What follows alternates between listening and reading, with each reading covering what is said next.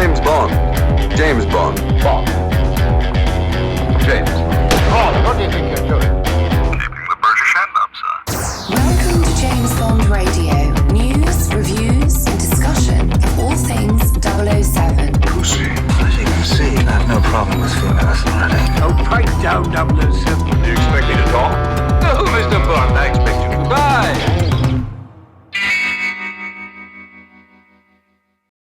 Hello and welcome to James Bond Radio, episode number 46. This week we are concluding our Allies of Bond coverage. As we mentioned last time, we're giving some airtime to the kind of the kind of lesser, not lesser known characters as such, but the ones who aren't in the spotlight all the time. The supporting characters, that's a better way to say it.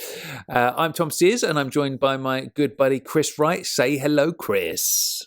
Hello, Chris. Good stuff. How are you doing this week? I am not bad, fella. I'm a bit tired, actually. I got back from my little trip to Paris. So when you say a little trip to Paris, that sounds like you just jumped on the on the Eurotunnel and just went along on the train. Just remind our listeners how you got there.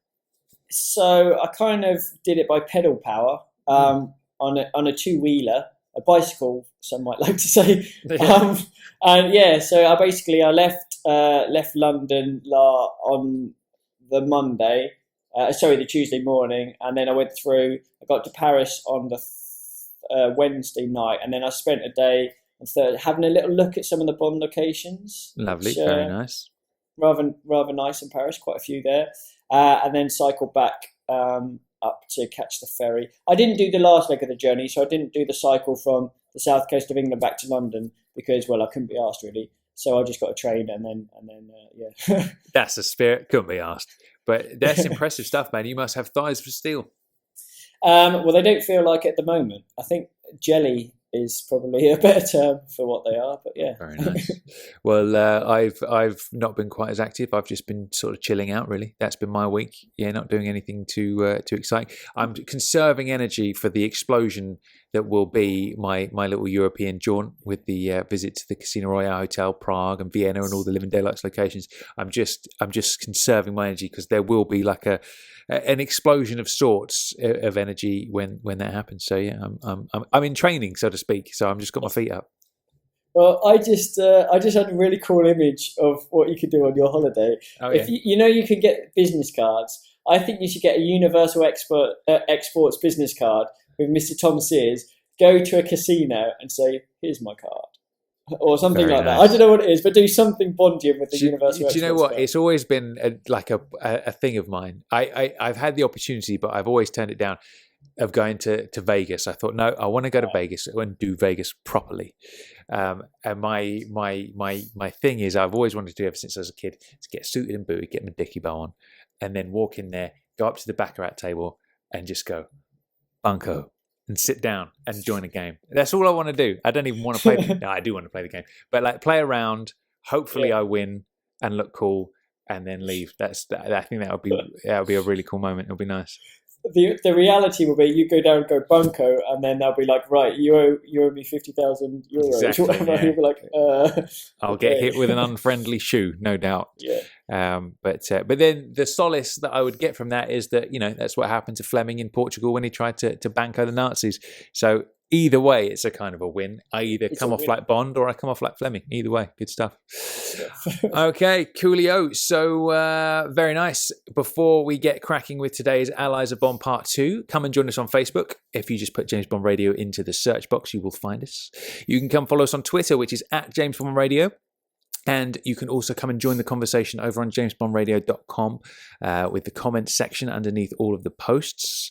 And likewise, a reminder to anybody who bought their James Bond Radio t-shirt who hasn't entered the photo of themselves in the James Bond Radio Listener Hall of Fame, come and do that. So there's a record of you on the website.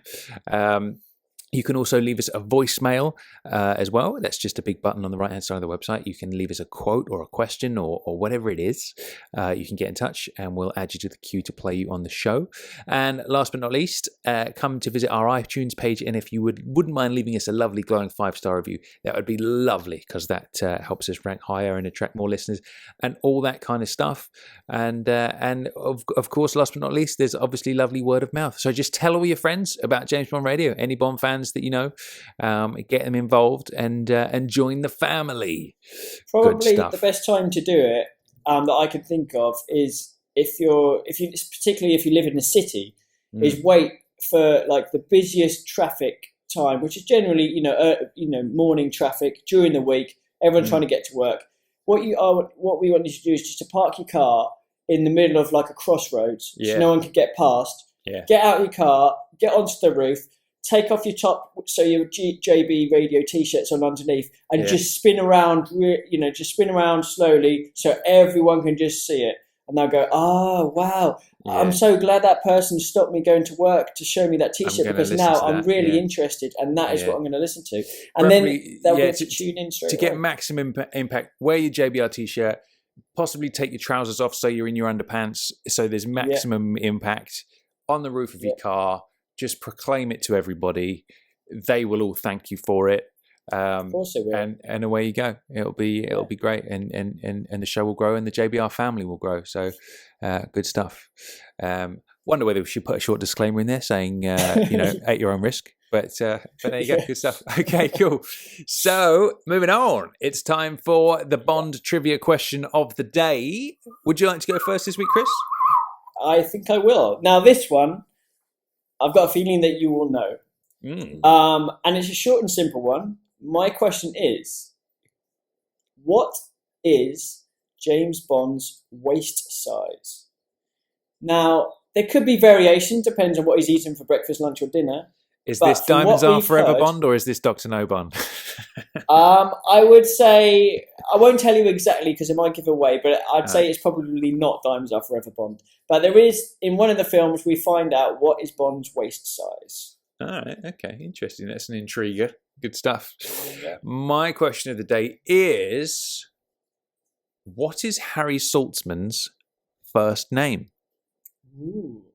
Now, obviously, I'm not looking for Harry. I'm looking for whatever the actual full name is. That is my question of the day. Good stuff. Good one. Very good. Okay, so last time round, it was all about the Allies of Bond. The first half, we went from Dr. No all the way through to For Your Eyes Only. And today, we're going to be going from Octopussy all the way up to Skyfall.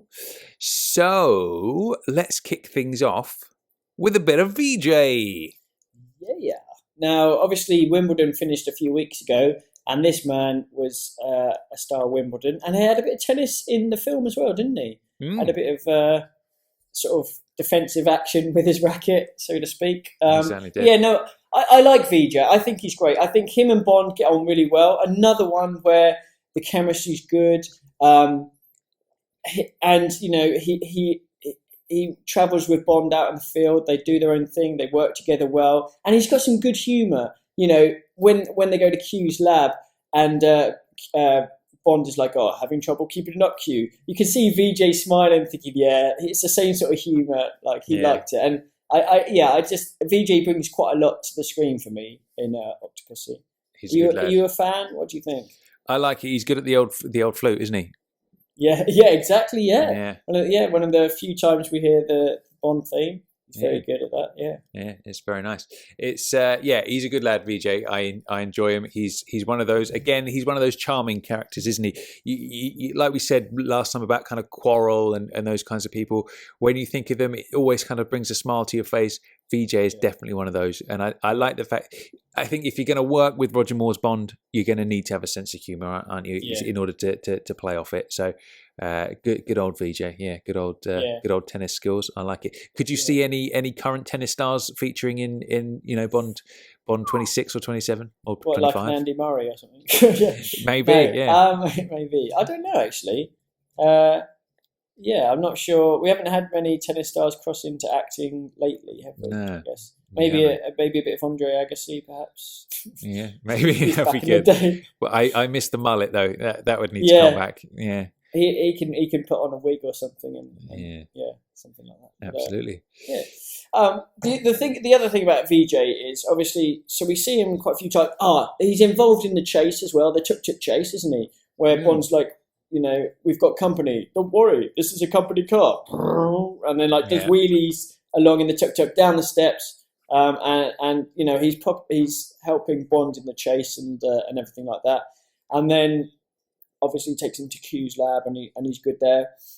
Now, in sort of contrast to Luigi, which we talked about in the last podcast, in For Eyes Only, now we don't get the same sort of screen time or the same sort of chemistry or build-up of relationship in that film. So when Luigi died, I didn't really feel that much. But in this film, Bond and Vijay have come really good mates. They've, you can tell that they'd go for a drink together as well. And when Bond goes to visit Octopussy's island, populated entirely by women, we won't see him till dawn, said Q.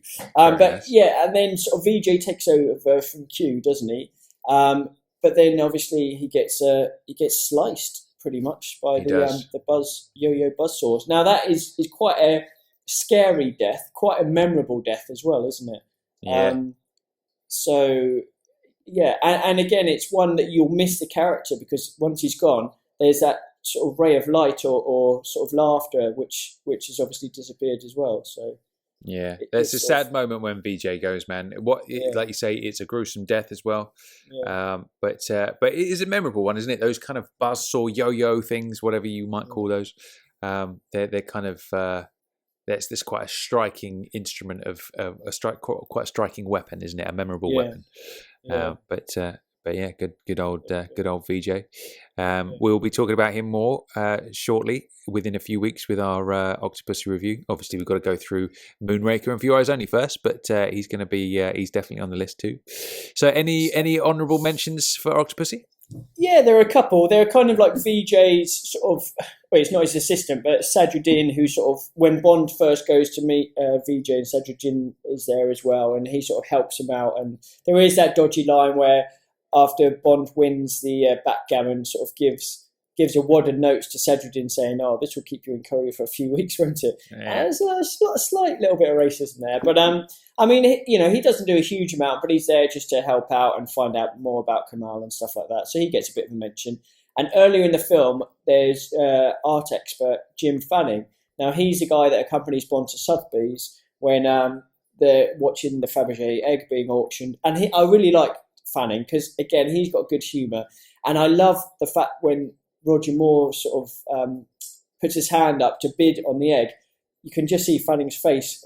Have you gone mad? And he's just sort of can't believe what Bond's doing. But he was a great character. And again, he's a bit like the Hendersons of this world, where they're only on it for a short time, but they have a good impact and get a laugh or two. So yeah, he gets an honourable mention as well, I think.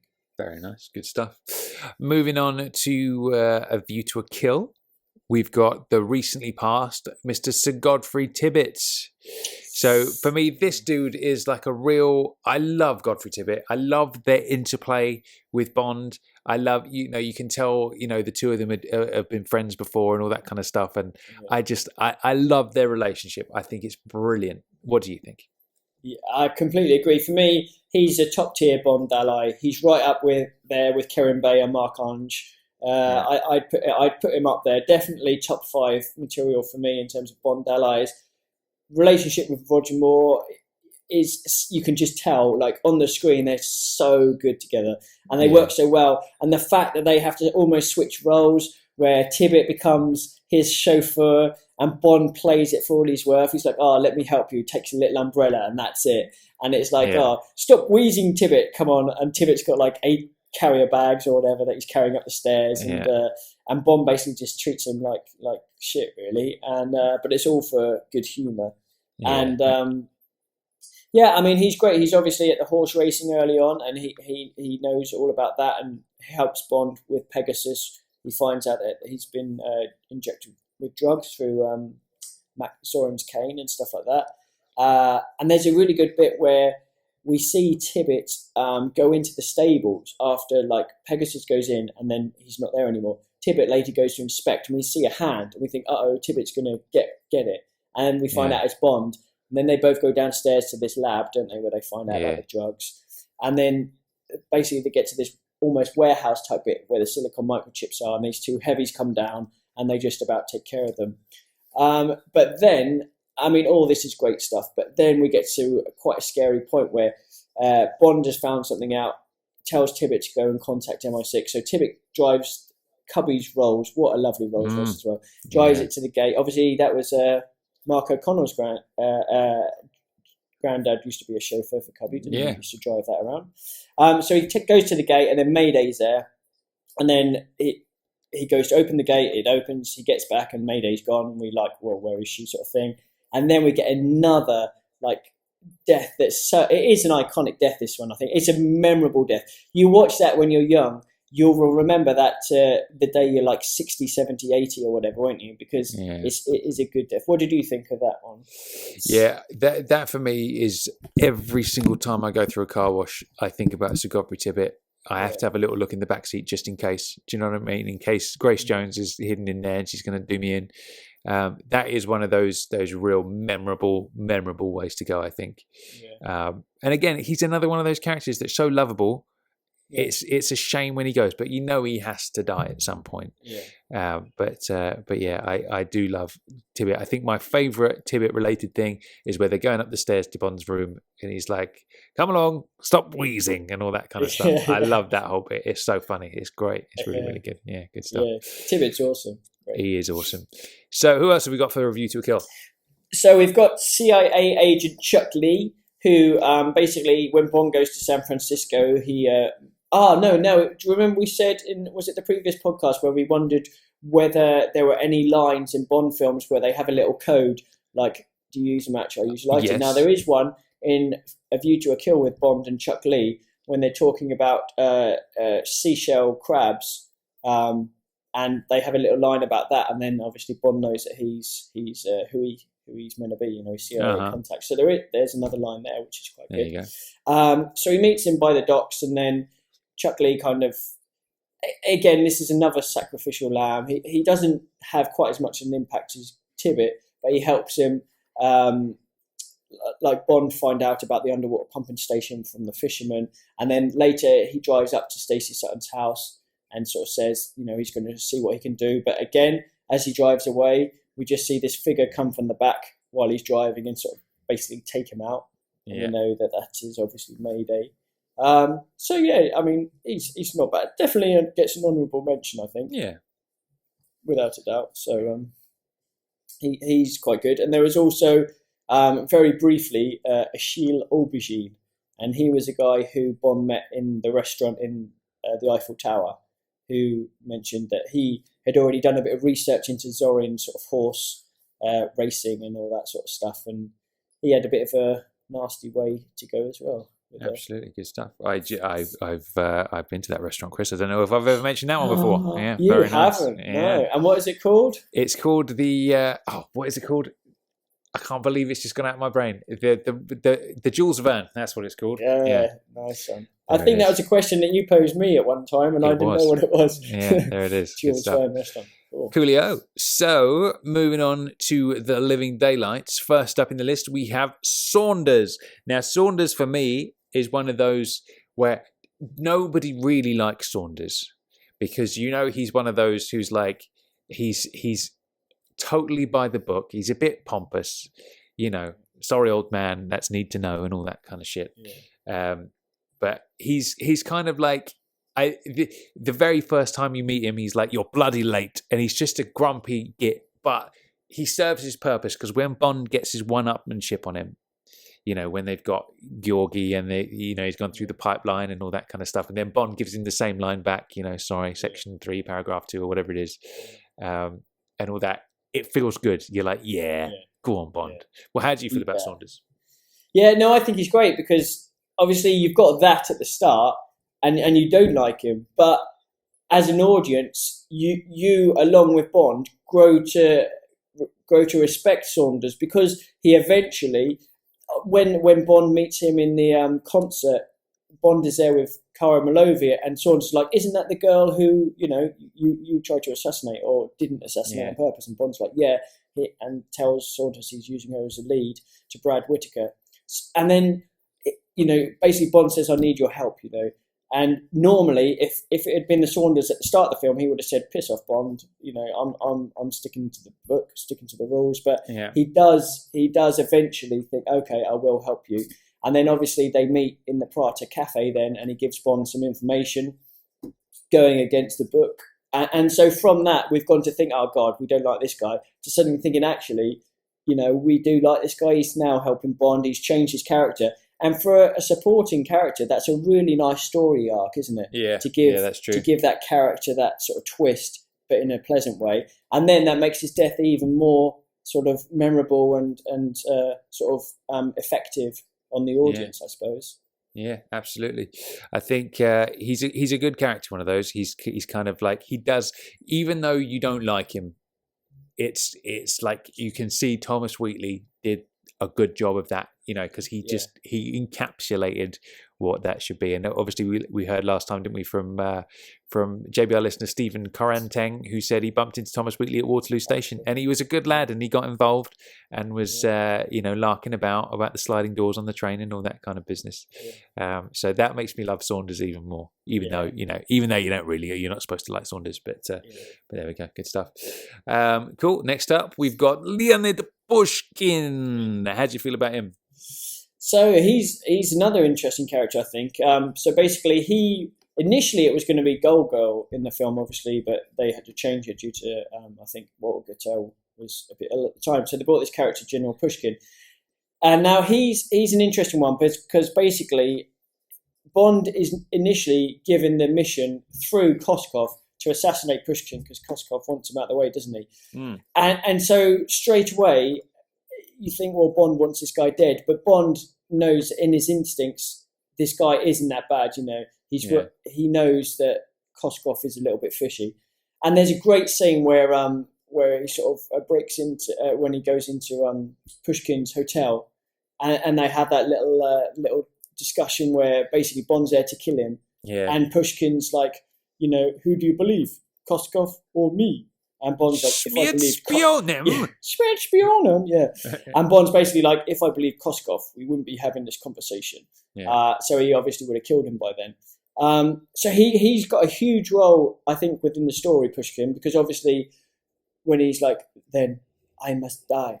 Obviously he needs to die for Bond to find out all the information. So they set up the fake assassination, which Necros was going to do initially, but obviously Bond beat him to it, and Pushkin had all the blood bags. And there's quite a cool scene where he's wheeled out, he's dead, and his missus is there crying her eyes out, going, "Oh my God, Leonid!"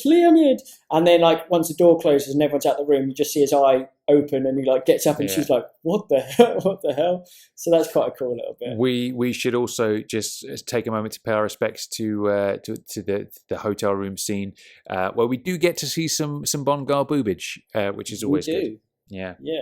We like a bit of Bond girl boobage. We certainly do. If you pause it just at the right frame, you get a good eyeful of loveliness. So speaking of which, Michael Kerwin, a JBR listener, sent us a lovely little still pic For Your Eyes Only of Cassandra Harris of what's her name in it again? Liesel. Liesel, that's it. The Countess Liesel with a lovely little bit of side boob. So props to Michael. Thanks for that. He obviously spent many an hour trying to find the right sort of place to pause. And exactly. I'm sure he had a lot of fun doing that. He's doing the Lord's work, and no matter whatever the people say, if they deny it, you have at one time or another pause, freeze framed Bond films. Did I just see a little bit of boob there? Let's just rewind that. Pause. There it is. We've all done it, so don't pretend. Don't pretend.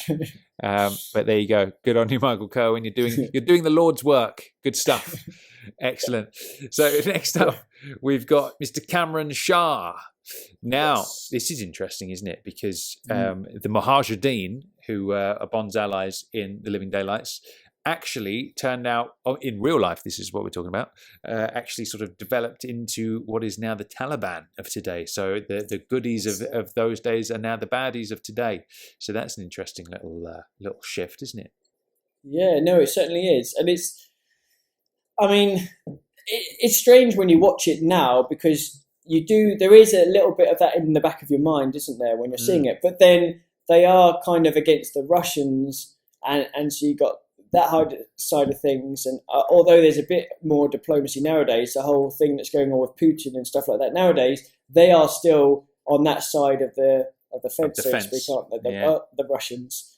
So I guess that sort of balances it out a bit. But no, Cameron Shah, I think, again, played by Art Malik, he's a great character actor, and I think he brought quite a lot to it. Obviously, when they first see him, they don't know who he is. He's locked in prison. Bond's just like, oh well, I'll help this poor guy out. Gets the keys, and if it wasn't for that selfless sort of gesture, Bond and Kara would have been dead, because as soon as they jumped over the fence, Cameron Shah's mates are all there with like machetes and stuff, and then they're just about to kill him, and then he jumps over and says, no, they're not Russian. And they're like, oh, it's okay, they won't kill you now. And Kara's like, now? Yeah. What about later? But yeah, so yeah. I think one of my favourite scenes with him is that scene in the sort of jail cells where he's next door, and you just think he's just some, just random dude in there. I love how, like, I find him quite charming in that scene, like where he's like claps his hands to get the keys and he's laughing and stuff. Yeah, it's good. I like it a lot. He's cool. And then obviously they find out he's like the head of the Mujahideen, and like he helps them get new clothes and stuff like that. The Mujahideen. Yeah, what is it? What is it again? It's the Mujahideen. Mujahideen, yeah, that's pretty much what I said. Yeah, anyway. I like it. Sorry, that's the London way of saying it. Yeah, and then they obviously go back, and he sort of clothes them and feeds them. And then Bond's like, right, we need your help. And he's like, well, I can't spare men or trucks or horses or whatever.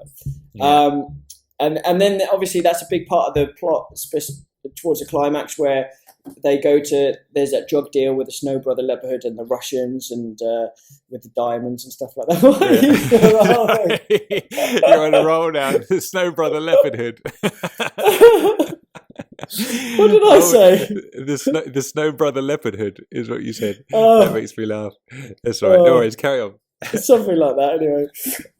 Yeah, and then obviously they're there with the diamonds to do the deal, and then they find out obviously the Russians are going to buy a shitload of arms to take him out, and so Bond basically goes on a one-man mission, but then Kara goes off to help him, and then they all basically go off to help him. So he's obviously a huge ally in the last part when they sort of attack the Russian airbase, don't they?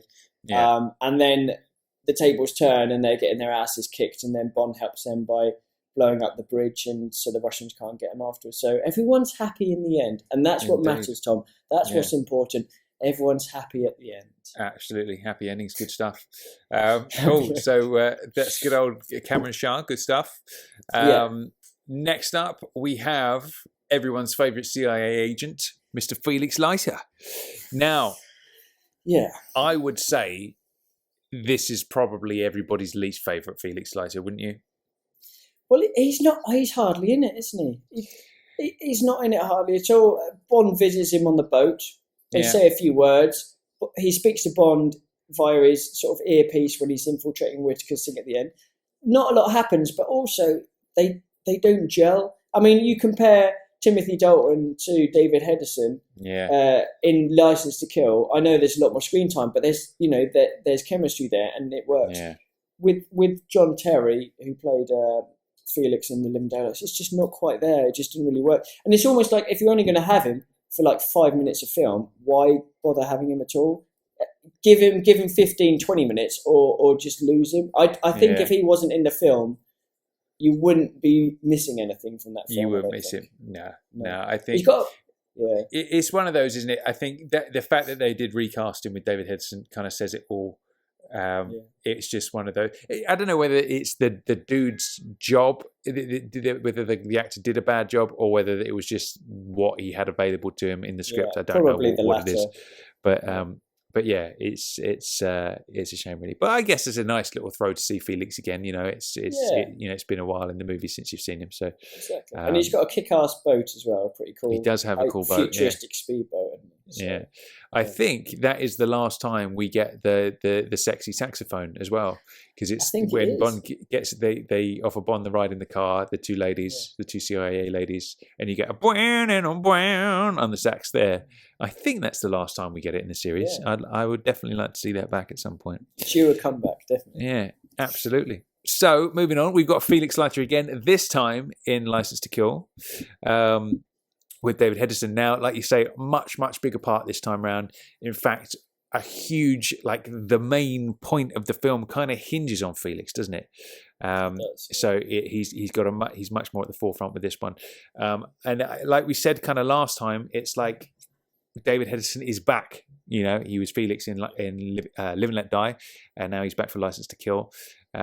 So that for me kind of solidifies him as like the Felix Leiter. Obviously, Jeffrey Wright had more than one go as well. But yeah, I think this, for me, that film is the ultimate Felix storyline, isn't it? It goes back to Live and Let Die, the book, with the whole, shark bite and all that kind of stuff. How do you feel about this particular version of Felix? I think he's one of my favourites, David Hedson, in both Live and Let Die and in License to Kill. But like you said, so this is the whole sort of plot revolves around him, revolves around his sort of dealings with Sanchez, and obviously how he's tried to capture him before, and obviously he did capture him, but Sanchez escaped, so Sanchez wanted revenge, murdered his wife, basically almost murdered him to a shark bite, so things weren't looking good, basically. But yeah, I mean, I still think it was great in terms of Bond helping. Obviously it was his wedding, wasn't it, the pre-title sequence. They go to get Sanchez, and there's that cool bit where they basically, Bond is lowered on the helicopter and straps a metal cable around the end of the plane so they can sort of almost mid-air hijack sort of thing, which is quite cool. And then they parachute down to Felix's wedding, which is good. And then the next time we see them, it's at their actual reception, and then they give. Obviously, Felix gives Bond the lighter, doesn't he? He does, yeah. Which is also integral to the story. So there's a lot of stuff going on with Felix. Now, after the point where we see that he's been mutilated with the note, do we see him again between them and the very end of the film or not? I don't know if we do. I don't believe we do. So when Bond goes back to Felix's place, and there he is with the note. I think that's it, isn't it, for Felix until the very end, where he's super chipper and chirpy in his hospital bed. Now that's the point. That is the point that I think they lost their balls. Yeah. If they just had a bit more balls, like Peter Hunt did with On Her Majesty's, and ended it on a bit more of a downbeat note, particularly with Felix, lost half his leg, his wife was raped and murdered. You're not going to be sitting in bed, chipper as Harry, and going, yo, hey, James, how's it going? Yeah, let's meet up soon. Woo, we'll go for a drink. Yeah. It's like, no, just play it as it would actually be in real life. This guy is not happy, at least. I mean, imagine how cool that would have been if it was almost like Felix thanking James for killing Sanchez and not being happy because obviously what's happened, but almost, you can see his anger, but the fact that he owes Bond, or at least he might think he does. I think that would have been so much better. That's my only gripe about Felix in this film. But I suppose the only thing that we're not perhaps considering is maybe he just wasn't that into Della, and it was like, okay, she's now he was marrying her. Yeah, but maybe he was like, I dodged a bullet there. Thank you, James. All the rest of it. Maybe that's the only possible way that why he might have been chipper and chirpy at the end there.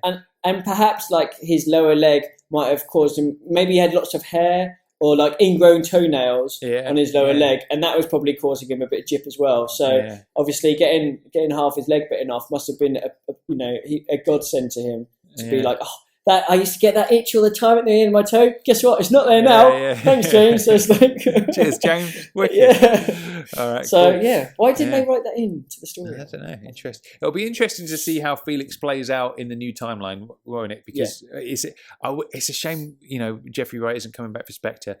It would be good to see him again. I want to see him again for sure. Whether that kind of storyline plays out again in the future, because one thing that we've never seen in the Bond films is Felix post shark bite, in the sense that in the books, he's got like a hook for a hand and all that kind of stuff, and he's all messed up, and he becomes a private detective, doesn't he? Starts working for Pinkertons rather than the CIA and all that kind of business. So it'll be interesting whether they ever tap into that kind of side of things. I don't know. I can't see him having a hook for a hand in the movies. I think that's a bit sort of old school, villainous, maybe. But yeah, we'll see. It'll be interesting. Yeah. Cool. Honourable mention goes to Sharkey, who I feel they should have just made him quarrel, because he's got the red T-shirt and everything, isn't he? Yeah. Well, it was basically a quarrel, wasn't it? Yeah. It could be Quarrel Junior, or something like that. I mean, same sort of character. Wasn't it quite as involved as Quarrel? But no. Nice, likable character. Got on well with Bond. There was a lovely little bit where Bond and Sharkey are they know that Crest's warehouse is like the place they want to investigate, and they're going. And basically, as Bond sort of walks along this sort of gangway just over the water, a shark sort of raises its nose and like Bond gets freaked out. But Sharky's sitting in this rubber dinghy, and you could just tell he's like scared shitless. Looking around. As you would be. It's completely. So yeah, he's a cool little character. Again, we find out he gets murdered. We don't see how, but Bond comes out and sees it, and he wants revenge, so he harpoons the guy that did it. Compliments of Sharkey. Yeah, and then that leads into a fantastic scene. So that's quite cool. But yeah, definitely worth a mention. Absolutely, good stuff. So moving on. That's Timmy's allies put to bed. It's time to welcome Mr. Pierce Brosnan with GoldenEye. And we have a returning actor. We have Jack Wade as, Joe Don Baker as Jack Wade coming back. Now, do you think they should have just made Jack Wade Felix Leiter?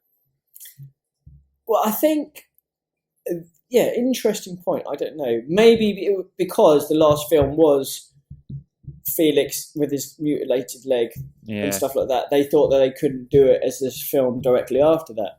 Because, again, it's a CIA operative. Obviously, in GoldenEye, it's the first time they meet, narratively speaking. That's true. I don't think they should have done. I think they probably went the right way, just because. I suppose as well, Jack Wade as well. He's a comic relief kind of character, isn't he? He's got a tattoo of a rose on his bottom. You won't want to see that with Felix, would you? That's not right. Yeah, not at all. He's a bit more. Yeah, he's comic relief. He makes Bond look good. So I think they made the right choice. Interesting, obviously, that Brad Whitaker was one of the main villains in the film, but it's got quite a large role in GoldenEye as well. So, but I don't think that's an issue in any way at all. Absolutely, Seems cool. Good. But, good old Jack Wade gives Bond his car and all that kind of stuff. No, he doesn't give Bond his car. Rather, Bond gives him his car. Other way around. He's a good little contact. He does make you laugh. And next up, we've got Valentin Dmitrovich Zukovsky. Now, I've got to say, man, GoldenEye is one of those movies I cannot wait to review because it was such a big one for me. But I love that bit where he's being told about Zukovsky, and he's like, Valentin Dmitrovich Zukovsky? I gave him the limp. That's such a cool. I love that so much. Yeah. It's so brilliant. And the meeting of them with the gun behind the head and all that kind of stuff. I think it's just brilliant. And in the interplay between them, when they sit down and he's like, my knee aches every single day. I just think it's amazing. What do you think?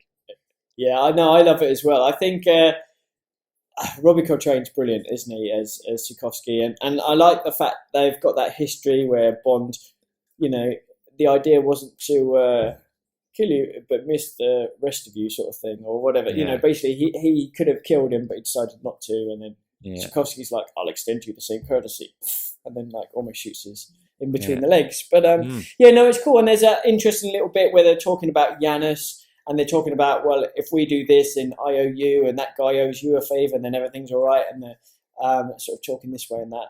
But no, I think it's good. I think he's a good character. I think he's a strong character, and you can tell Robbie Coltrane had a lot of fun with it as well. Yeah, definitely. Cool stuff. And then finally for GoldenEye, we have Mr. Bill Tanner, who is played very well by Mr. Michael Kitchen. Shows up more than once. He's a new series regular for this kind of period in bondage. Now, I've always felt like in all the books, obviously, Bill Tanner is one of Bond's few sort of genuine friends. They spend time together outside of work. Colonel's son, they're playing around a golf together at the beginning. Right. And I feel like this version of Tanner is very, like, I think it works well. How do you feel about that? Yeah, the good bit when basically they're looking at the map, aren't they? They're looking at the satellite imagery of Cervanaya, and they're both sort of talking about it while M's not there, and Bond's talking about his hunch that this, that, and the other, and then Tanner's like, "Oh, if the evil Queen of Numbers didn't," and then if the evil Queen of Numbers will let you play it or something, isn't it? Yeah, and then suddenly he knows that M's behind him. He's like, "Oh shit, why did I say that?" But that equally possibly could have been Bond with him. With Bond saying it or something like that. Yeah. So you can, I think that again, I could definitely see them sort of, playing around a golf together, perhaps, or doing whatever. I think that he works well. He was good. I did like Michael Kitchen as Tanner. Yeah, absolutely. Yeah, good stuff. Good choice. Coolio. Next up, we have from Tomorrow Never Dies. We have Mr. Jack Wade again. Now, how do you feel about his second showing? Do you still like him, or have you gone off him a bit? Well, I think his two sort of appearances mirror slightly Sheriff J.W. Pepper's, because in Live and Let Die we get him and he's comic comic relief, and he's a bit crazy, whatever. But then by the time it gets to Man with the Golden Gun, it's completely sort of out there that little bit more. Yeah. And although Jack Wade isn't quite Pepper, well, he's nowhere near Pepper. The comparison between his two appearances in the films, like in GoldenEye, I think is quite good. He's got some good lines. It's quite clever. Yeah. We get to Tomorrow Never Dies, and he's a bit more of a buffoon, a bit more of a. You just couldn't imagine him being a CIA agent. Like when Bond rocks up on the naval base, looking bloody good in his naval uniform, I might add. Like Wade is there in like this loud Hawaiian shirt, and you're just like, you can tell what they're trying to do. Yeah, and you can tell what they're trying to do, and it is, it does get a little bit of a laugh, and it's not bad. But I'm glad they only stuck with two films, basically. I don't think I would have wanted to see him in more than two, personally, anyway. No, absolutely. I feel the same. Yeah, that kind of thing. When you think about what a CIA agent sort of should be or would have to be, it's not really Jack Wade, is it? You're not going to see him, with his big old belly and his Hawaiian shirt and his silly hat on. But there we go. Cool stuff. Now, this is the first time we see Charles Robinson show up, and he's kind of like, he's almost like a new Bill Tanner type character, isn't he? He's sort of cut from that same kind of mold, but he's cool. I kind of miss him a bit, actually. I wish he kind of had a longer tenure in the Bond series. I could see him working equally well with Daniel's Bond. Do you think? Yeah, no, I think he could. It's Colin Salmon, isn't it? That's right. And he's got a great voice, Colin Salmon. Really good sort of. At one point, people were touting him as a potential Bond, I think. Well, I heard a story that he used to play the part of Bond in the screen tests for the Bond girls when they do the From Russia with Love scene. Yeah. I think that's an interesting point, actually, because they always say famously, don't they, that whenever they audition a new Bond and screen test him, it's that scene from Russia with Love where Tatiana's waiting in the bed for him and all that kind of stuff. When they screen test the new Bond girls, I wonder whether they do the same scene for the Bond girl. Do you know what I mean? They get a stand-in as Bond, which would have been Colin Salmon. I'm assuming they do. I'm assuming they do. Yeah. But I think he's great. He's got a good presence, hasn't he, on screen? He's a good sort of authority-like figure. He's competent as well, and he'd be good at his job.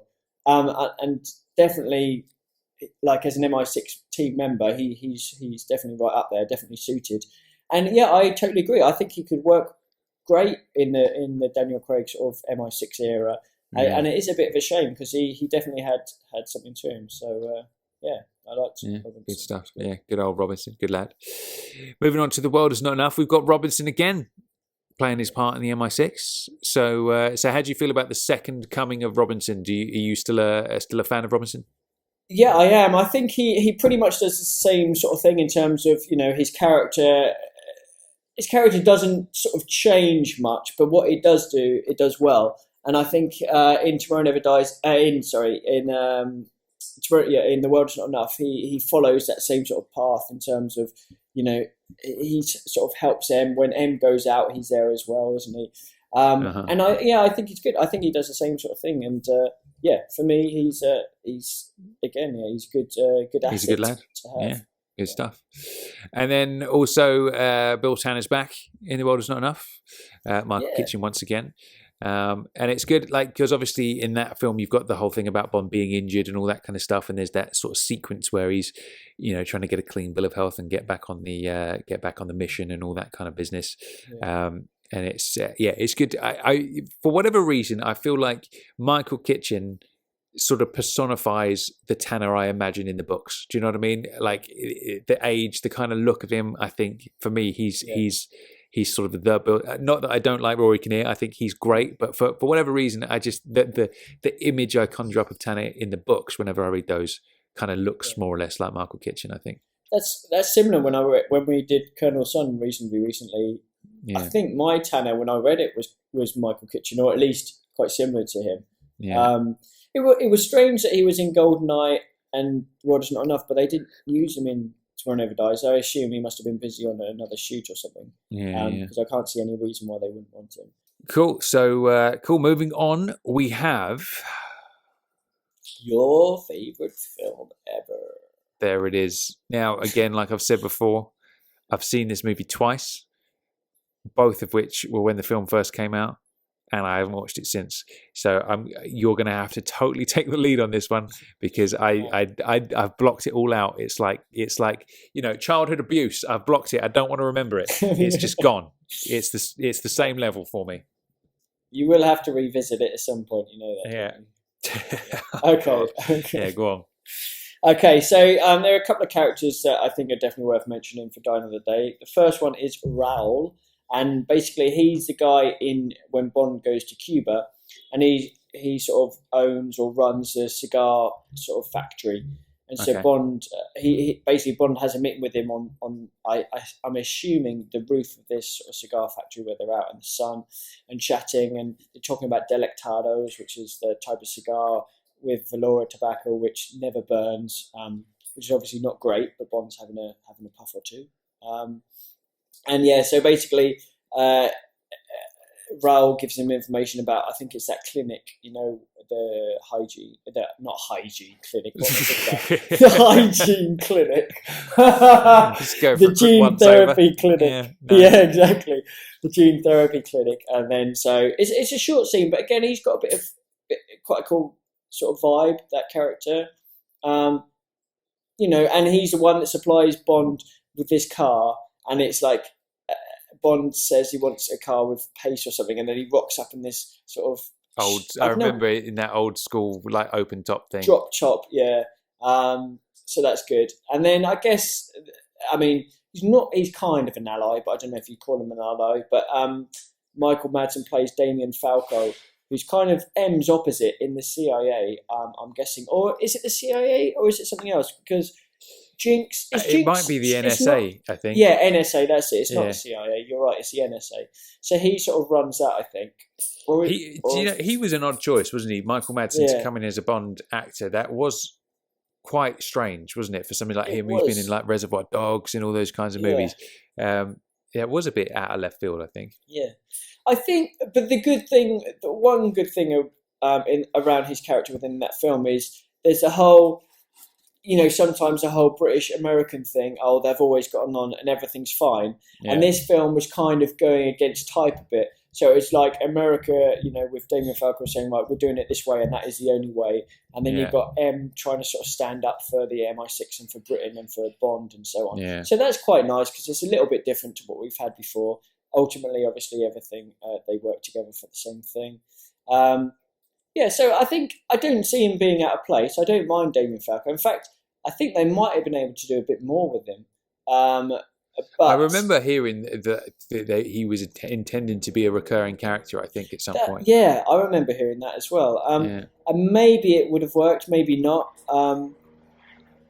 But I guess everything that was involved in that film sort of came to a close then, didn't it? And very thankfully. On. Yeah, absolutely. Right, should we move swiftly on? I've had enough of that already. Yeah, all right, lovely. Cool.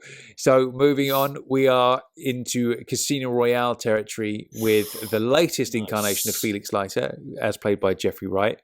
Now, I really dig this Felix.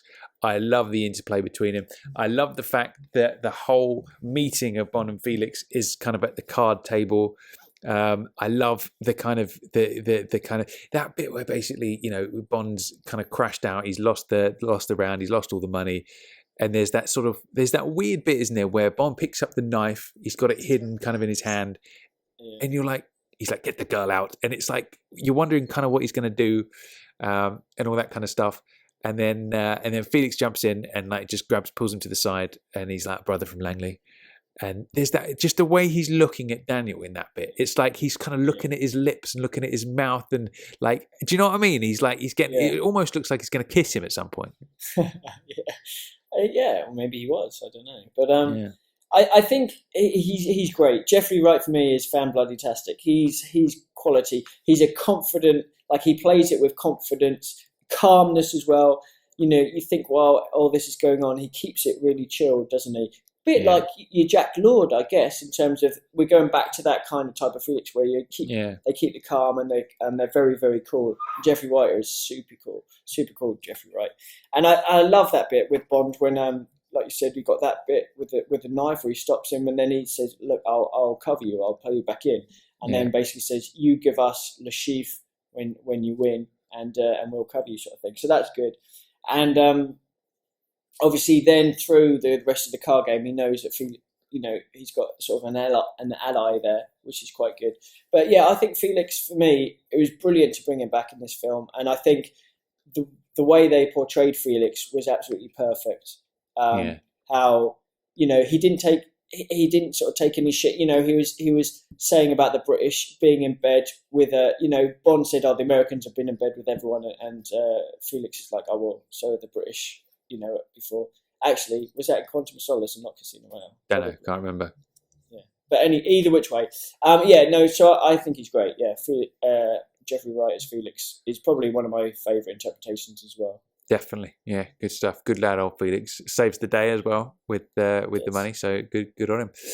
I suppose honourable mentions go to Carter, who doesn't do a lot, but just sort of messes everything up at the very beginning. Don't put your finger on your ear. Don't touch your ear. He likes touching his ear. Bit of an incompetent, falls into the little pit with the mongoose and the snake and just causes all sorts of stuff. So, honourable mention, but he doesn't sort of do a lot, but he's a bit of a buffoon, I suppose you would call him. Also, honourable mention to Villiers, who helps Bond out with the when he's poisoned and taking the antidote and all that kind of stuff. I quite liked the character of Villiers, I think he's another one that's almost a bit like a Robinson role. He's part of the MI6 family. You'd be happy to see him in each Bond film doing his little words in between M doing her thing at the time. Bless you, by the way. Thank you. I think he's pretty cool. Villiers, good character. Yeah, he's a good lad. And then finally, we have one more honourable mention for Medel, the Swiss banker who provides a little bit of light comic relief. He doesn't bring any chocolates with him, does he? Which is a bit rude. But there we go. Good stuff. I do like that character as well, actually. He's kind of... I don't know what it is about that actor. He's got that... I could see him...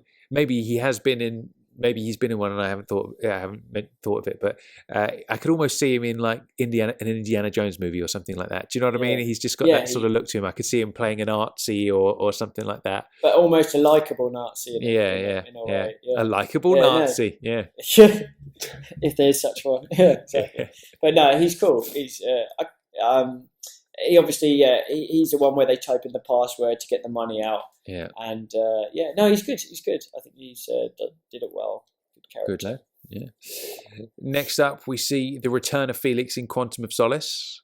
Now, it's kind of cool like this because obviously when we see him, he's on that little private jet with Beam and all that kind of stuff. And there's all this sort of dodgy dealings going on and all that kind of business. And you kind of get the feeling like there's that scene, isn't it, where Beam asks him if he knows Bond and all that kind of stuff, and he backs him up and all that kind of business. And there's the scene in Bolivia in the bar, and he's like, that doesn't give us a lot of time and all that kind of stuff. It's cool to see, like, you see Felix's kind of loyalties there, don't you? Like, obviously he's a CIA man and that's his job. But when it comes up, he's happy to kind of bend the rules, and his friendship to Bond kind of comes before that in a sense, which is nice to see. Yeah. Well, he knows that Beam's a complete, corrupt idiot, isn't he, really? Yeah. And he knows that Beam's only doing it to fill his own pockets and for his own glory. And obviously, you can tell he just dislikes him so much. And yeah, the fact that we see him covering for Bond and, letting him know about the people that are coming in to arrest him and all that. I think he's great. Yeah. Again, Jeffrey Wright, brilliant. It is a shame that we haven't seen him since then, really. Hopefully, I would definitely like to see him again, I think. And yeah, it's a shame. Solace, I thought he was great. With Spectre kind of coming back and relating so closely to Casino and Quantum, it is a shame he's not going to show up for Spectre, because it's like that's a perfect tie-in to both of those stories, isn't it? But I guess there's a reason that he's not around. So who am I to judge before we see the film? Of course. And then next up in Quantum, we see Rory Kinnear's Bill Tanner, who is another great one. I really like him. I think he does well. He's kind of, like I said before when we reviewed Spy Love Me, it's like when you see those scenes at MI6 or whatever, and you see Freddie Gray and you see Robert Brown's M and you see Q, and there's something just sort of comforting about those actors and those people. And it feels like classic Bond. I feel like Rory Kinnear's Tanner is going to be one of those, when in years to come, when you've got, Bond actor number 9 or whatever, and we think, let's go back and see if Daniel's Bonds have kind of stood the test of time.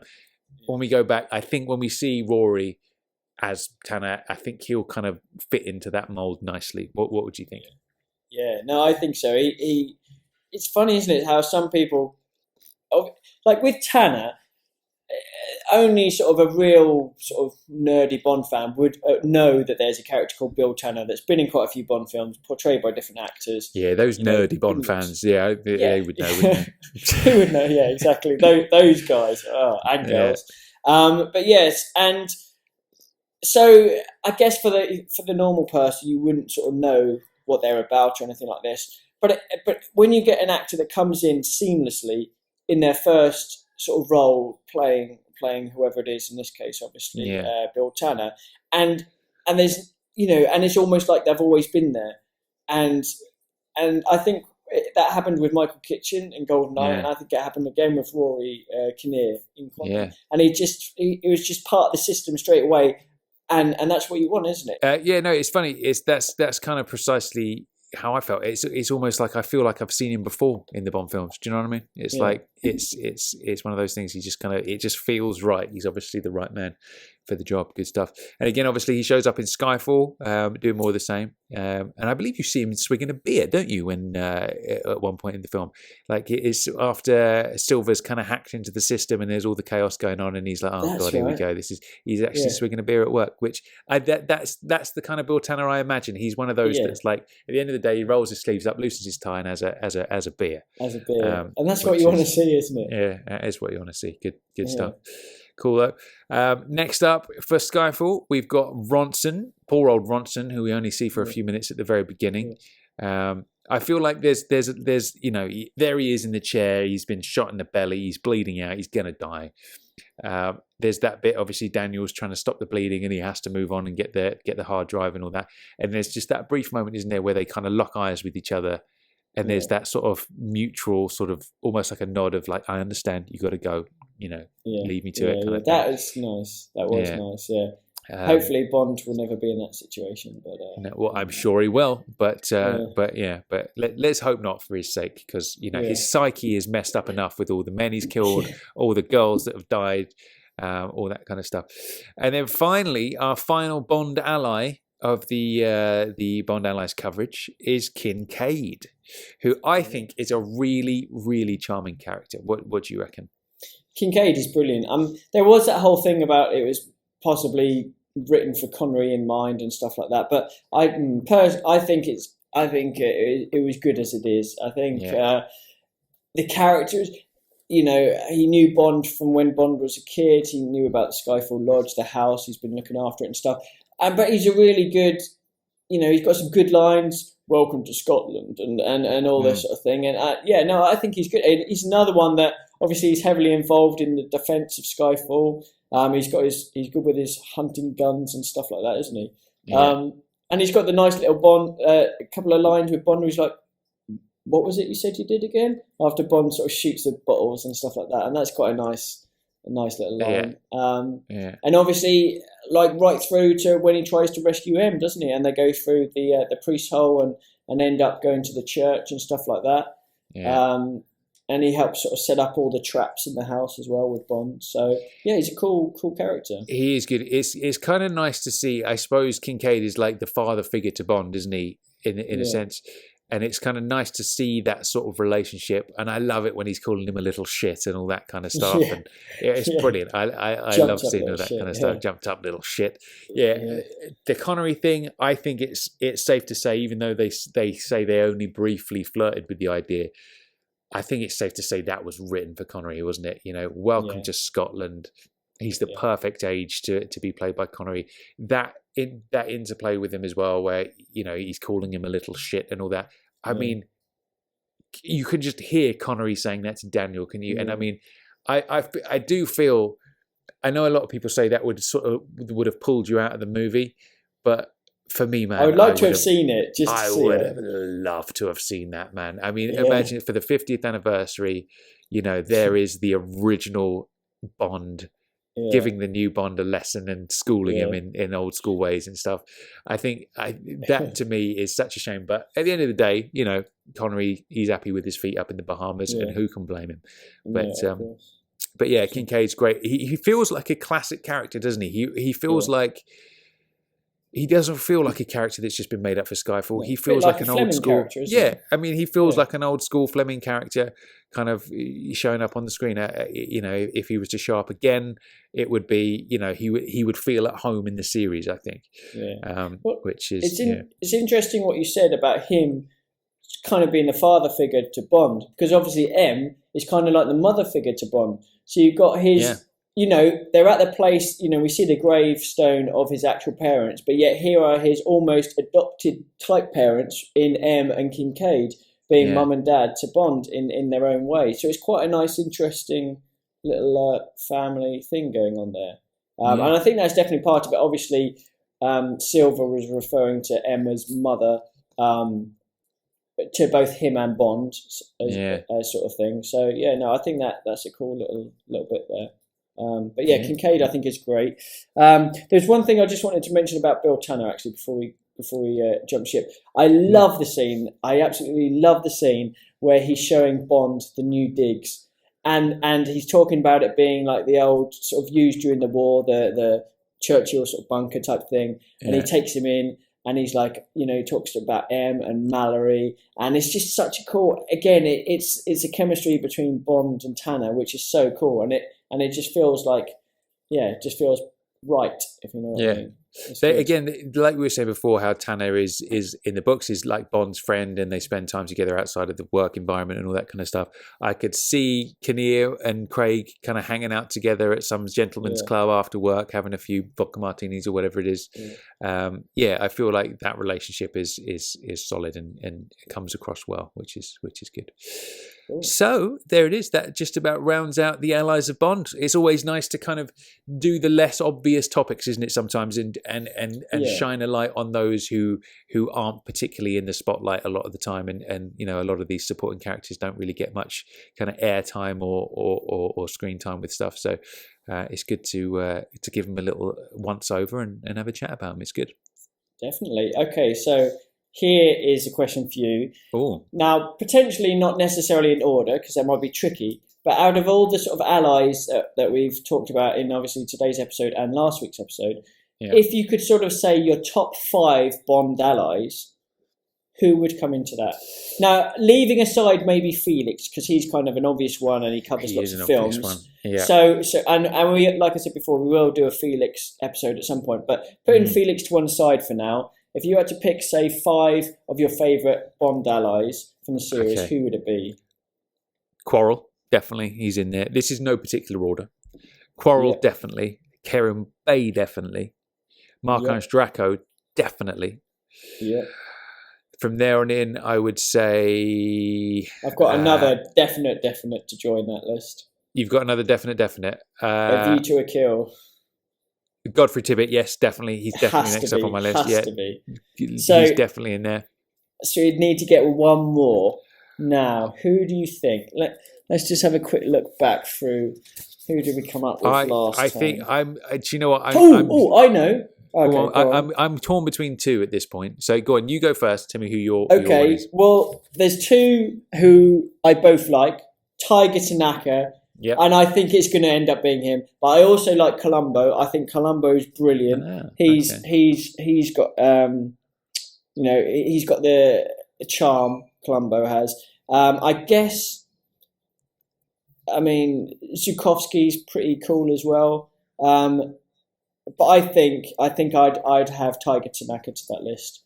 But what would your 5 be? No specific order. Mine would be Tiger Tanaka or J.W. Pepper, just because as funny as he is and sort of silly as he is so quotable and he's such a lovable character. And, you take it for what it is. It's Roger Moore's Bond. It's lighthearted. It's fun. It's not License to Kill Timothy Dalton. You know what I mean? It's not Daniel Craig. It's lighthearted, fun Bond.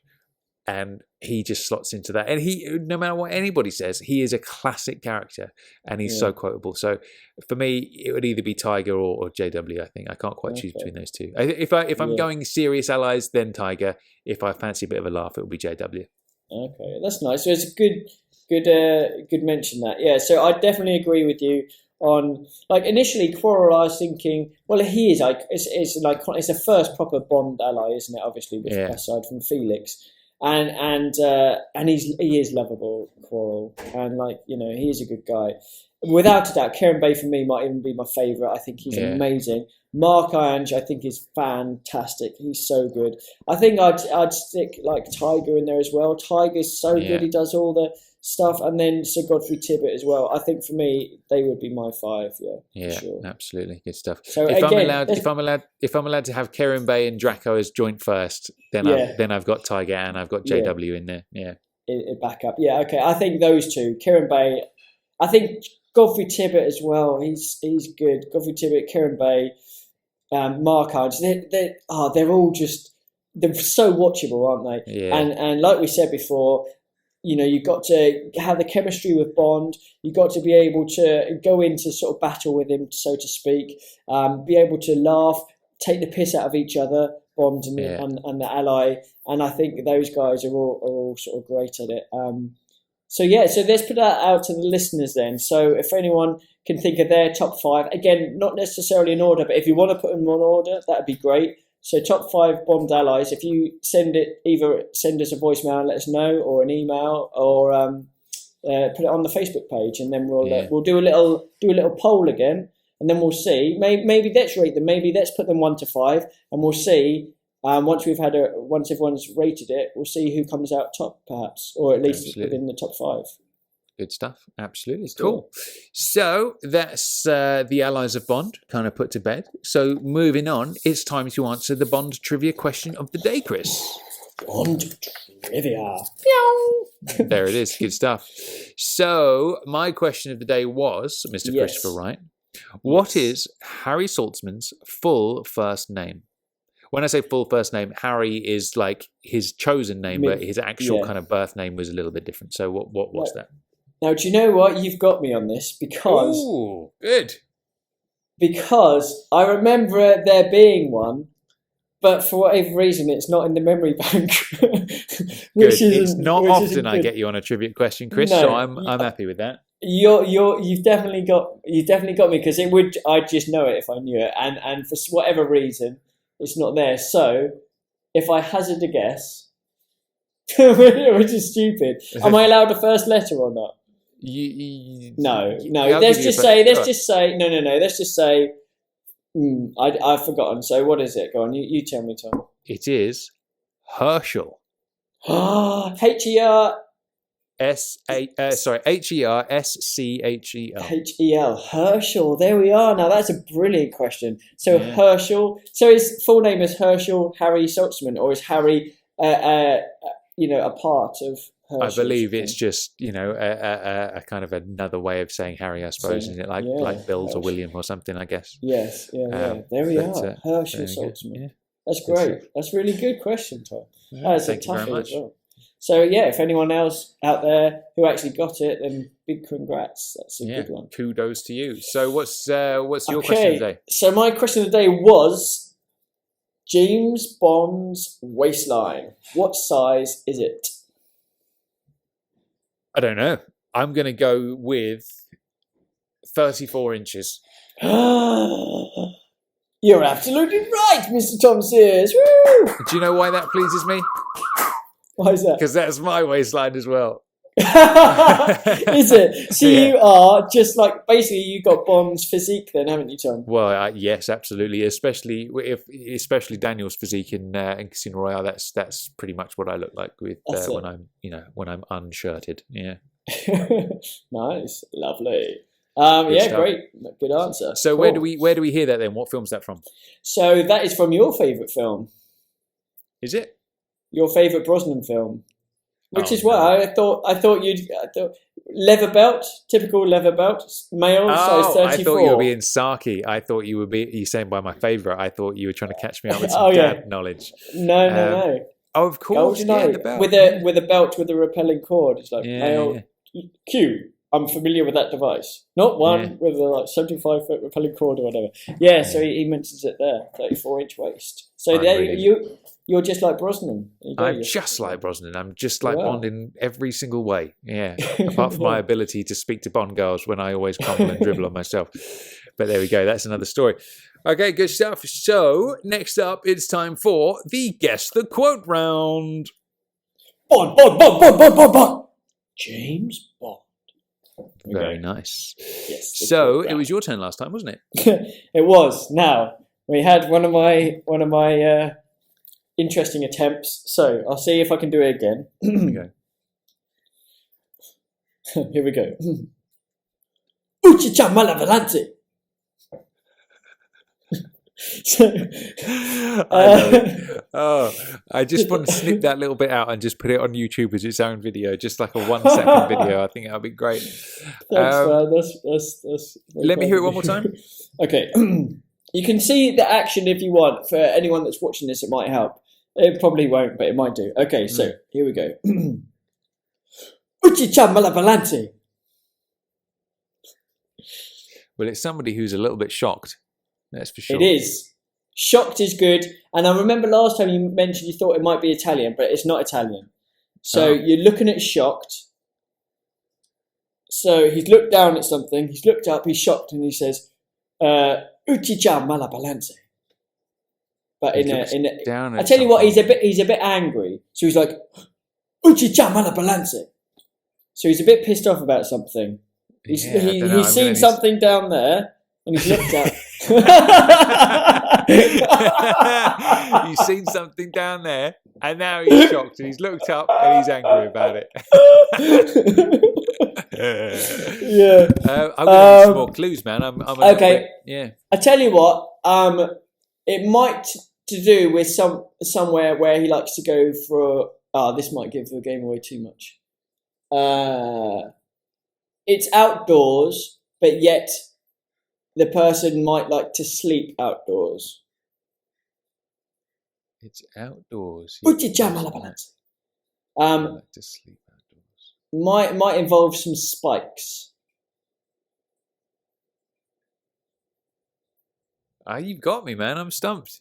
Well, to be fair, it's from a film which we're reviewing reasonably soon, which you haven't seen for a while. So do you remember in Octopussy when Bond is being chased by Gominder and he comes across all these guys around the fire, and there's one guy that's firewalking, there's one guy with swords, whatever, and there's this old guy who's like sort of resting on a bed of nails, and he gets up when he sees what's happening, and Bond flips this guy onto his bed, and he sees the guy land on his bed and says, "Uchicha manabalante," and that basically means "get off my bed." There it is. Okay, I remember the bed of nails and stuff now. That makes a lot of sense. Good stuff. So my delivery, my delivery probably wasn't. No, I'm sure it was bang on. Good stuff. As good. So okay, so my quote of for this week is the following. Okay. I will not tolerate insubordination, 007. I think it's fairly obvious which character that's going to be, but I'll do it again. Okay. I will not tolerate insubordination, 007. Any ideas on that one? Is it Sharkey W. Pepper? Well done, you've got it. Absolutely right.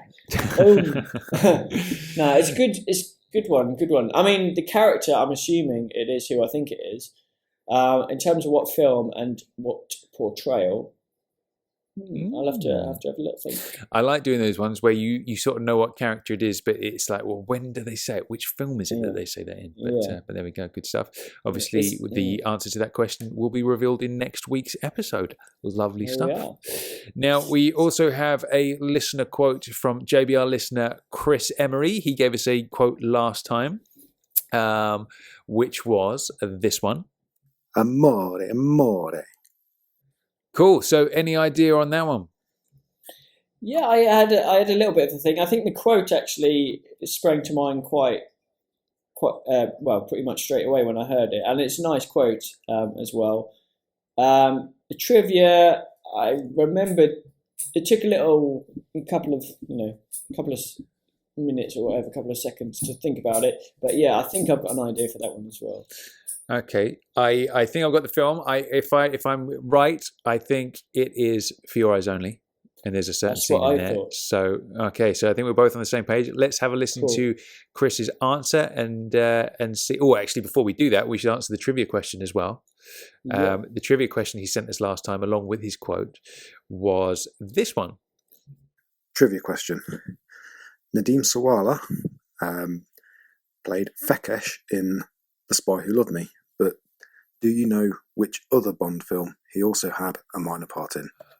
Okay, so that one's got me stumped. I think it's going to be another one like I didn't even fucking notice Hilary Bray was in Spy Who Loved Me as a different character, so he stumped me on this one. I didn't even know about this. So have you got any ideas on this one?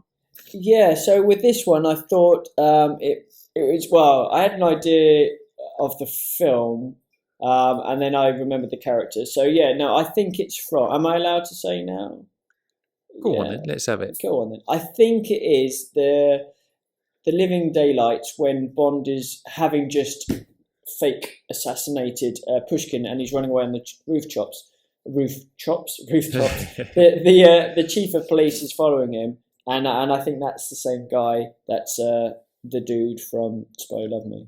Very nice. Okay, so let's have a listen to Chris's follow-up call to get the answer of the quote and the trivia question too. Hi, it's Chris calling with the answer to my quote and trivia question. So my quote, which was "Amore, amore," was from For Your Eyes Only, and it's the sled driver in the scene where Bond is trying to convince Melina to return to the boat and let him deal with the bad guys. And my trivia question: Nadeem Sawala played Fekesh in The Spy Who Loved Me and also had a bit part in The Living Daylights. He played the chief of police in Tangiers, whose team pursued Bond across the rooftops. Just want to say, keep up the great work. You guys are doing a fantastic job, and I really enjoy listening to you every couple of weeks. Speak to you soon.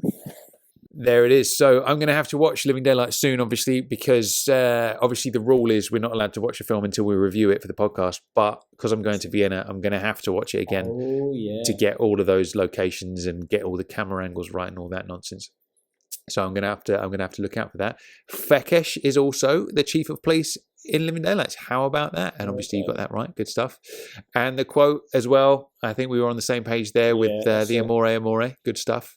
Excellent performance there, Mr. Emery. And I must say, you have a very calming, pleasing voice. If I was to, He does, doesn't he? if I was, wanting to listen to one of those meditation tapes that send you to sleep, I would have. I think you'd be good at that. That's a possible career move for you at some point. But that was good. Very, very calming and pleasing to the ear. Good.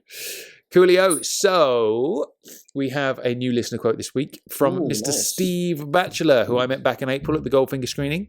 Okay. He's a good lad. He sent in a quote a little while back. So let's have a listen to that one. Hello, Tom and Chris. This is Steve Batchelor here. Loving the podcast as ever. Really enjoyed the episodes on the collectors. Very jealous of some of that stuff. Thought it was about time I rang in and left you a quote, particularly after Tom gave me a prompt to do so pre the Goldfinger screening. So, here we go. Pin them back. Oh, it's hopeless. Be in touch soon with the answer. Cheers. So good to hear from Steve there. Any thoughts on that one then, Chris?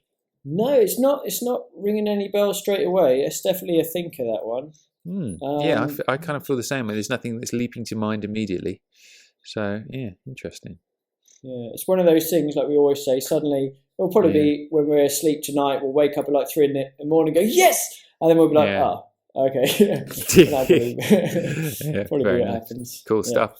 So thank you for that one, Steve. We will find out the answer Steve. to that one next week.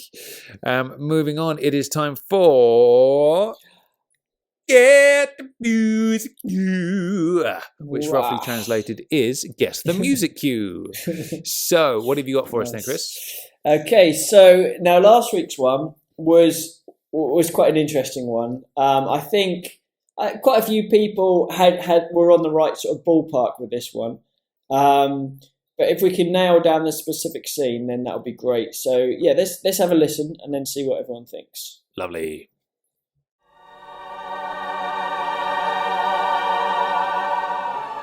Ooh, now, did you think that was a toughie or an easy one? It's not immediately obvious to me, but I have a strong suspicion that I think what it is. Go on. I'm just gonna put myself out there. Is it a film that we're perhaps going to be reviewing reasonably soon? It's a film. What one did you have in mind? Okay, then that's a no. I was thinking. I tell you Moonraker. what. It's not, but it's a film that we've reviewed incredibly recently. That was going to be my backup one. Do you know what? I originally thought maybe it's the sequence where we find out about Drax's plan for a master race of humans in space.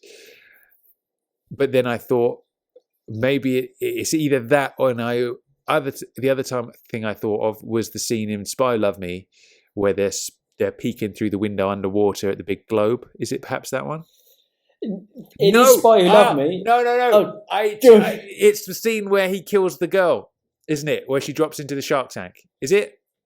No. Oh, no. So you got the right film. It's definitely Spy, but the scene that we were looking for was in the pyramids after Jaws had come and gone, and Bond comes out and he's speaking to Anya, and then he gets attacked by Ivan and Boris, and he's fighting them. That's when we hear that lovely little sound. Good stuff. All right, good stuff. You caught me with that one. Excellent stuff. Tough one. Congrats to anybody who got that right. Well done. Yeah.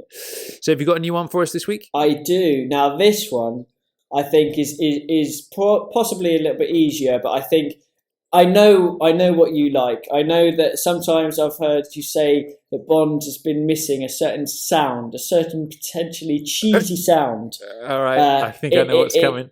In the Bond canon. So I thought, well, I'd get something just for your ears, Tom. Thank you. Would you say for my ears only? Is that what you? I would say definitely for your ears only. All right, cool stuff. Plus all of the JBR army as well. So there we go. But right. Yeah, okay. So let's check out this week's Guess the Music Cue. So there we are. We got a bit of the cheesy sax in there just for you, Tom. There now, it is. What do you think about that? That's. I was expecting one of two, but it wasn't either of them. So I was expecting from my Majesties. It wasn't that one. No. And then Oh, what film is it from? There's another one that just goes. I can't remember what film that's from now. That's going to bug me. I'm going to have to look into it. But there's obviously some sexiness happening on screen. So yeah, I'm going to have to rack my brain about that one. Good music cue for this week. Well done. Thank you very much. Excellent. Okay, so moving on, it is time for Complete The Lyric section.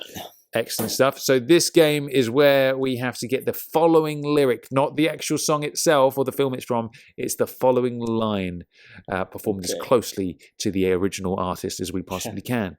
So it was my lyric last time, wasn't it, Chris? It was. And I know I was going to struggle with the actual film on this one. Yeah, I know you've got like a real in-depth knowledge of Bond. Some would say encyclopedic, but I think you're going to struggle with the actual film this is from.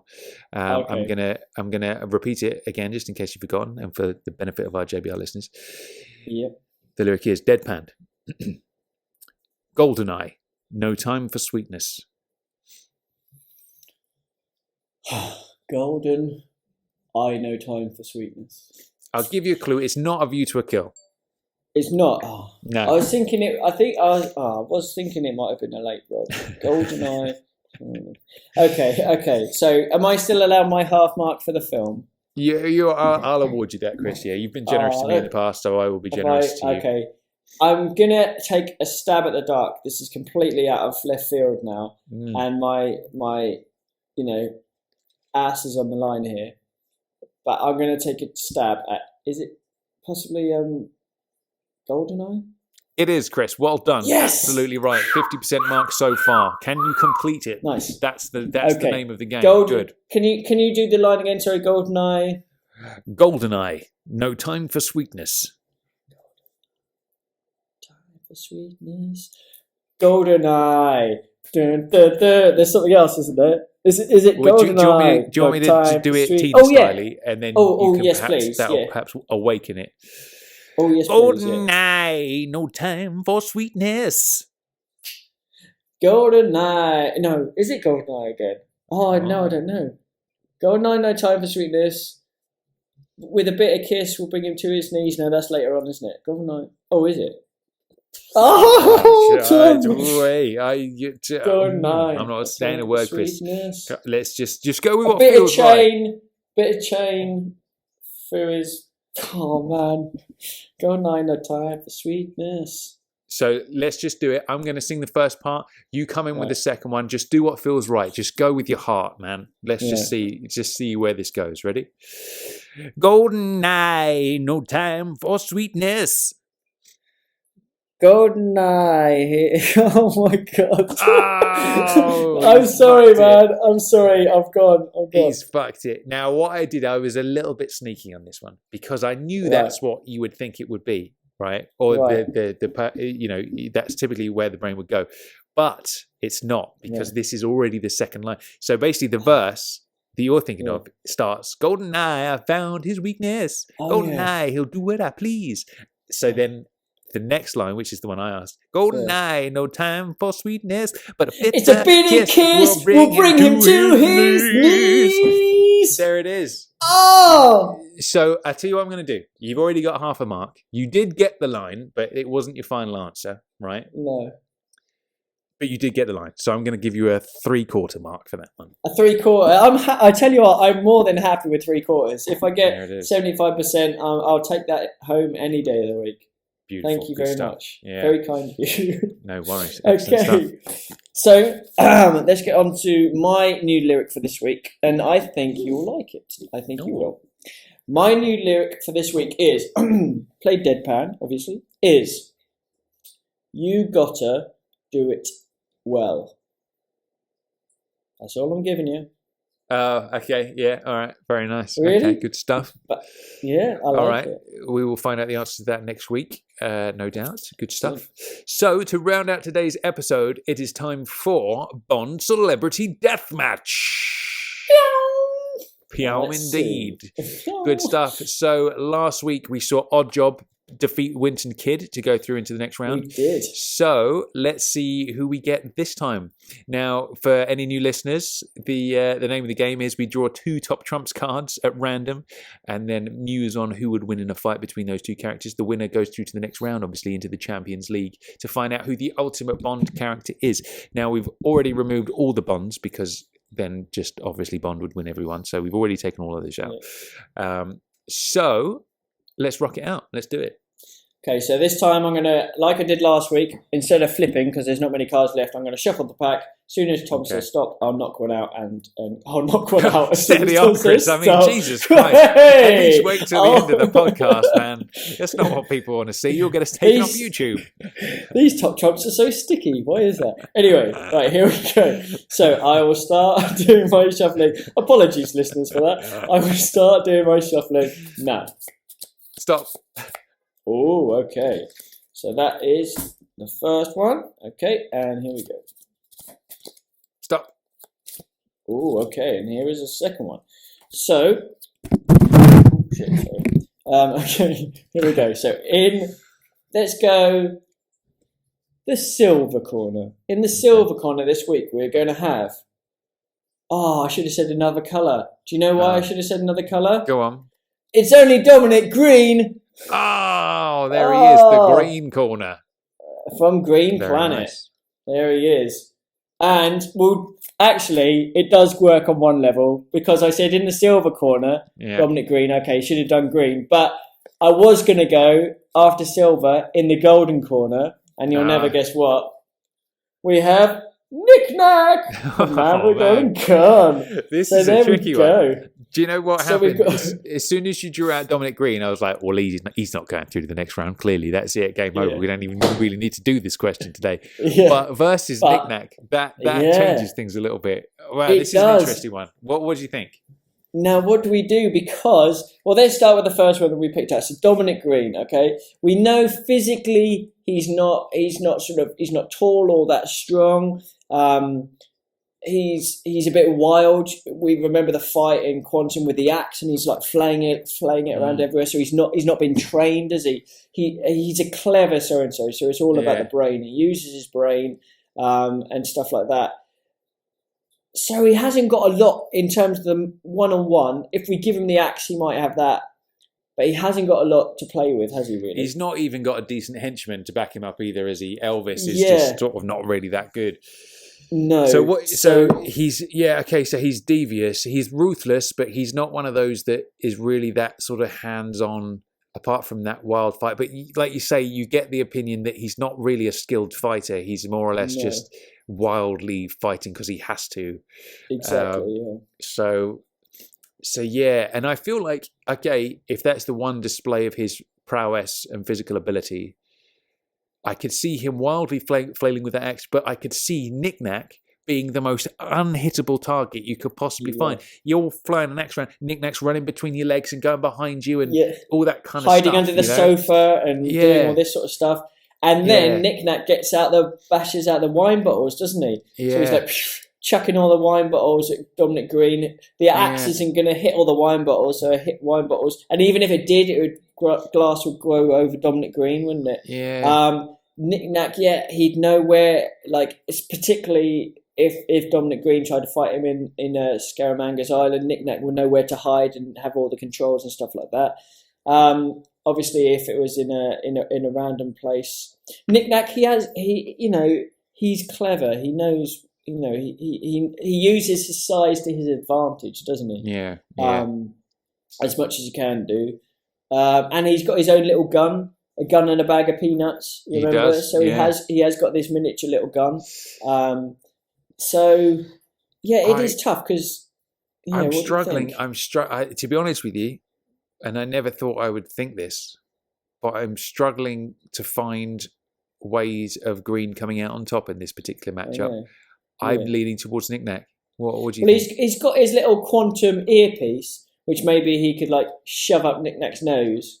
or in his ear canal, or make him fall out. Yeah, I don't know. mean, at the end of the day, Knick-Knack does survive. He gets shut in a suitcase and then put into the crow's nest of the boat. That's it, isn't it? Yeah. But really, Green you does know, die. we don't see Dominic Green carrying a suitcase, so we don't know if he has sufficient suitcase skills to get Knick-Knack in the suitcase.